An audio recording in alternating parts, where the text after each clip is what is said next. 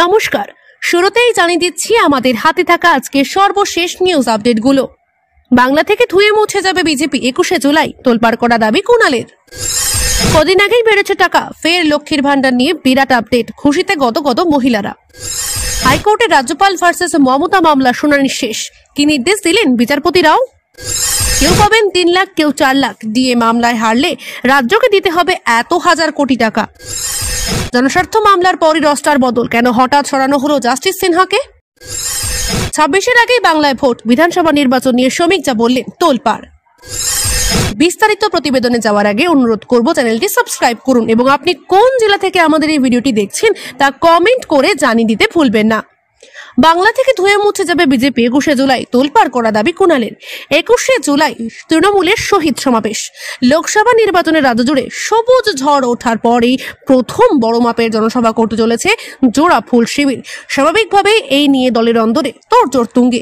এদিকে তৃণমূলের শহীদ দিবসের পাল্টা 21শে জুলাই গণতন্ত্র হত্যা দিবস পালনের কথা ঘোষণা করেছে বিজেপি।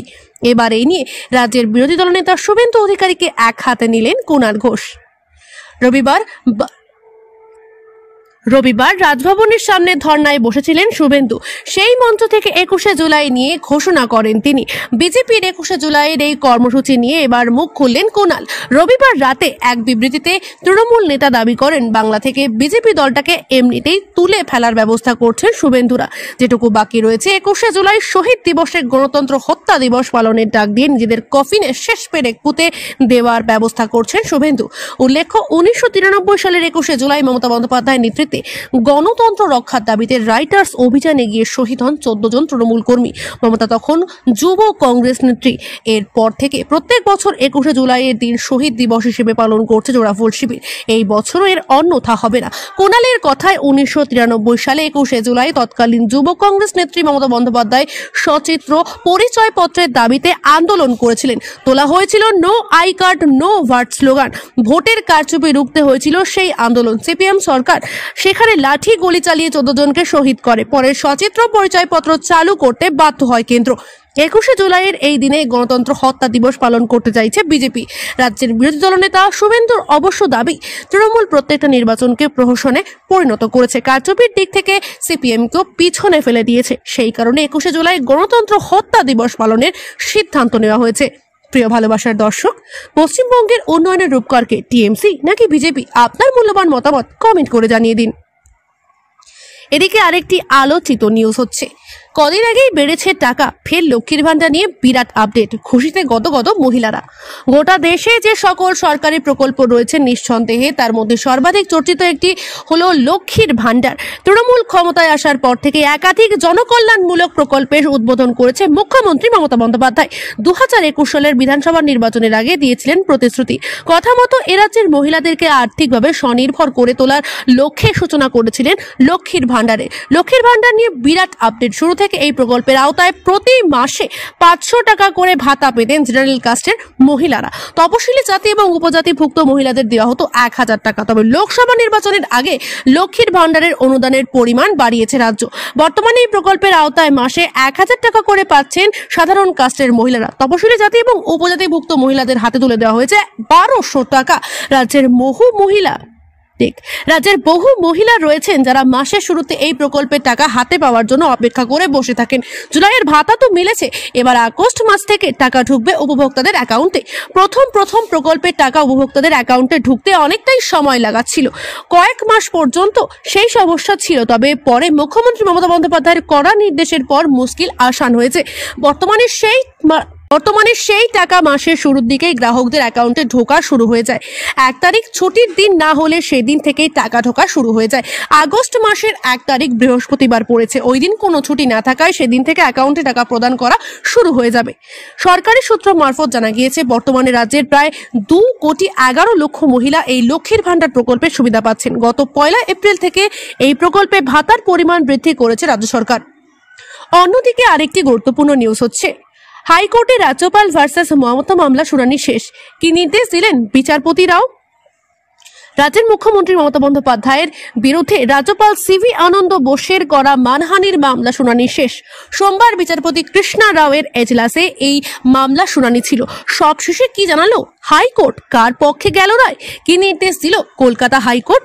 আপাতত এই মামলায় কলকাতা হাইকোর্ট অন্তর্বর্তী নির্দেশ মুলতবি করেছে। দুপক্ষের বক্তব্য শোনার পর বিচারপতি শুনানি মুলতবি করেছেন। কোনো নতুন নির্দেশ দেননি তিনি। পাশাপাশি ফের কবে এই মামলা শুনানির জন্য উঠবে সে বিষয়ে কিছু জানাননি। সম্প্রতি মুখ্যমন্ত্রীর বিরুদ্ধে মানহানির মামলা দায়ের করেছেন বঙ্গ রাজ্যপাল সিভি আনন্দ বোস। এই মামলারই আগে শুনানিতে রাজ্যপালের আইনজীবীর কাছে হাইকোর্ট জানতে চায় কিসের ভিত্তিতে মামলা দায়ের করা হয়েছে। সংবাদ মাধ্যমে মুখ্যমন্ত্রীর প্রকাশিত বয়ানে হয়েছে তার ভিত্তিতে এই মামলা বলে জানিয়েছেন বোসের আইনজীবী। বিচারপতি রাওসের এজলাসে মামলা উঠলে অভিযোগের পরিপ্রেক্ষিতে সংবাদ মাধ্যমকে এই মামলায় যুক্ত করার নির্দেশ দিয়েছিলেন বিচারপতি। তবে গত বুধবার এই মামলা শুনানিতে রাজ্যপালের আইনজীবী জানান এখনো পর্যন্ত এই মামলায় নতুন করে কোনো পার্টিকে যুক্ত করা হয়নি। আদালতে বোসের আইনজীবীর বক্তব্য সংবাদ মাধ্যমকে কাউকে যুক্ত না করেই তিনি এই মামলায় মুখ্যমন্ত্রীর বিরুদ্ধে প্যান্ডোরার বক্স খুলতে পারবেন। তাই কাউকে আর নতুন করে এই মামলায় পার্টি হিসেবে যুক্ত করতে চাইছেন না। এরপরই মামলা শুনানির জন্য অনুমতি দেন বিচারপতি। আজ সেই মামলারই শুনানি হলো হাইকোর্টে, যদিও এদিন কোনো নির্দেশ দেননি বিচারপতি। এদিকে আরেকটি আলোচিত খবর হচ্ছে কেউ পাবেন 3 লাখ, কেউ 4 লাখ। ডিএ মামলায় হারলে রাজ্যকে দিতে হবে এত হাজার কোটি টাকা। সুপ্রিম কোর্টে চলছে রাজ্যের সরকারি কর্মীদের ডিএ মামলা।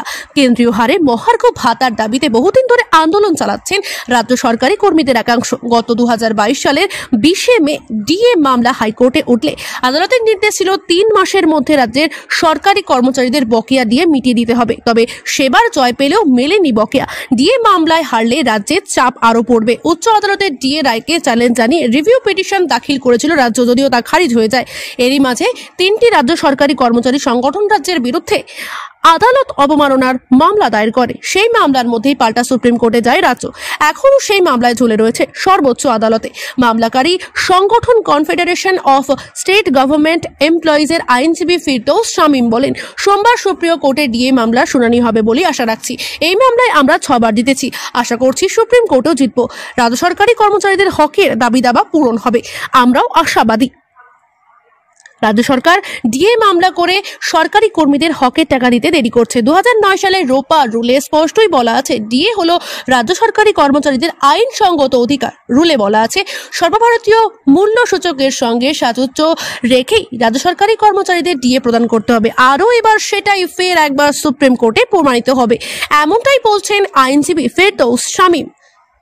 এদিকে আরেকটি নিউজ হচ্ছে জনস্বার্থ মামলার পর রস্টার বদল কেন হঠাৎ ছড়ানো হলো জাস্টিস সিনহাকে। চর্চা তুঙ্গে। হাইকোর্টে গ্রীষ্মকালীন অবকাশের সময় রোস্টার পরিবর্তন হয়েছিল বিচারপতিদের। তার 1 মাস কাটতে না কাটতে ফের কলকাতা হাইকোর্টের বিচারপতিদের রোস্টার আংশিক পরিবর্তন করা হয়েছে গত শুক্রবার। তাতে বিচারপতি অমৃতা সিনহার কাছ থেকে পুলিশের অতি সক্রিয়তা বা পুলিশের নিষ্ক্রিয়তা সংক্রান্ত বেশ কিছু মামলা সরিয়ে নেওয়া হয়েছে।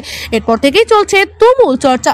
জনস্বার্থ মামলার পরই রোস্টার বদল হাইকোর্টে। কিছুদিন আগে যখন হাইকোর্টের মামলাগুলির রুটিন পরিবর্তন করা হয় সেই সময় পুলিশের অতি সক্রিয়তা বা পুলিশের নিষ্ক্রিয়তা সংক্রান্ত মামলাগুলি শুনানি দায়িত্ব পান কলকাতা হাইকোর্টের জাস্টিস অমৃতা সিনহা। তবে এবার নতুন রোস্টারে এই সংক্রান্ত মামলাগুলিকে 2টি ভাগে ভাগ করে শুনানির কথা বলা হয়েছে। বিচারপতি অমৃতা সিনহাকে শুধুমাত্র 2018 থেকে 2021 সালের মধ্যকার মামলাগুলি শোনানোর দায়িত্ব দেওয়া হয়েছে। আর অব্যাহতি দেওয়া হয়েছে সাম্প্রতিককালে পুলিশের ভূমিকা নিয়ে যে সমস্ত মামলা দায়ের হয়েছে সেগুলি থেকে।